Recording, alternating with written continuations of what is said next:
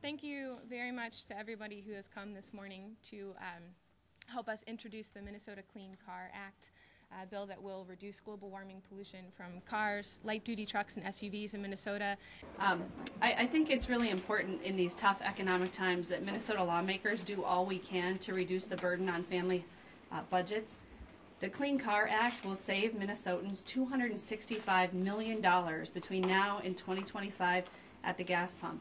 The governor's own Climate Change Advisory Group came up with these calculations of savings. In addition, when you look at the health incidences that will reduce the severe asthma attacks, the incidence of emphysema, and you look at staying in compliance with the Clean Air Act, we can save about another $250 million by adopting the Clean Air Act, or the Clean Car Act. This is another situation where we have a huge challenge, and we're putting a standard before the U.S. auto industry, and we know they can rise to this challenge. This is the time we have to act. We live in a world that is hot, flat, and crowded, and it's our job as state leaders to do something about it. It's our job to represent people who want us to do something about it. And that takes a little courage sometimes. But I think that we have the courage here at the state capitol and in the governor's office to get this done in Minnesota in 2009. As a senior citizen, I have to admit my health does matter to me quite a bit. And when I had to use my puffer more than usual a few weeks ago, I wondered why. And while I was in water aerobics, I found out there had been air pollution alerts in Austin, which is 11 miles from Iowa, and about 40 miles from Rochester. So we have no industry, but we had air quality control alerts. This disturbed me because we have 3 generations of family members who have had to relocate because of poor air quality control and because of the dirty air.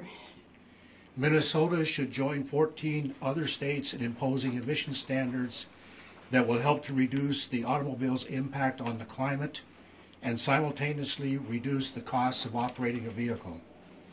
Compliance with emissions requirements will spur innovation, as we have seen with regulations in the past, saving consumers money and taking a significant step to cut global warming and control climate change, for which many people feel a direct responsibility.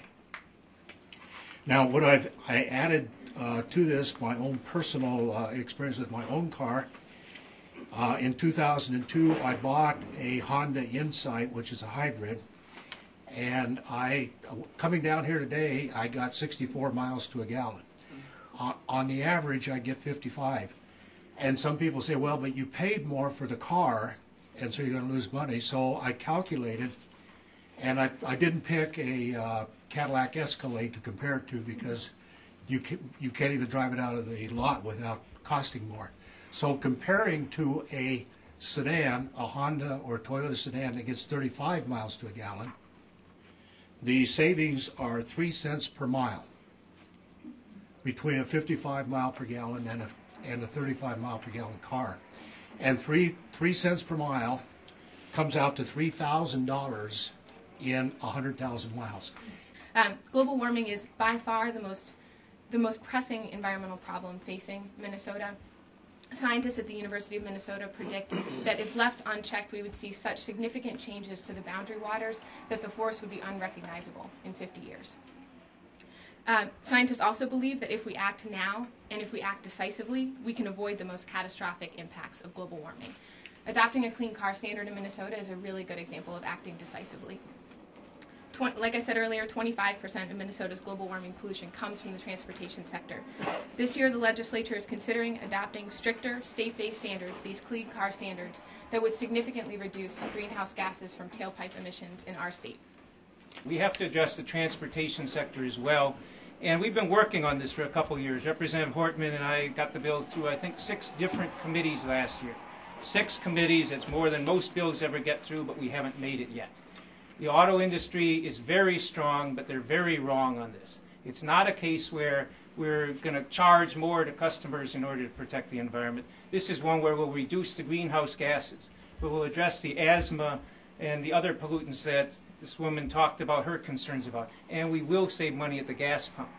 The auto industry's fought it. They've used lots of false arguments. We're ready to move forward this year, and we're optimistic we're going to pass the bill so we can bring the auto transportation sector in line with what we've done for other parts of the greenhouse gas fight. You know, maybe if the auto industry had started this 10, 12, 15 years ago, they wouldn't be in the tank today. People want hybrid vehicles. They want electric vehicles. Unfortunately, the American auto manufacturers have denied us that opportunity. They've denied us that opportunity because they want to build bigger and more gas-guzzling vehicles. Doesn't make any sense in this day and age. Let's do what's right. Let's do what's right for the economy. Let's do what's right for the American worker and for the health of every American. The Minneapolis Area Synod, which is the whole Minneapolis area, St. Paul Area Synod, all of St. Paul, and Northeast Minnesota Synod have all passed resolutions addressing climate change, calling specifically for the 5 sectors to significantly reduce emissions that cause climate change, including transportation.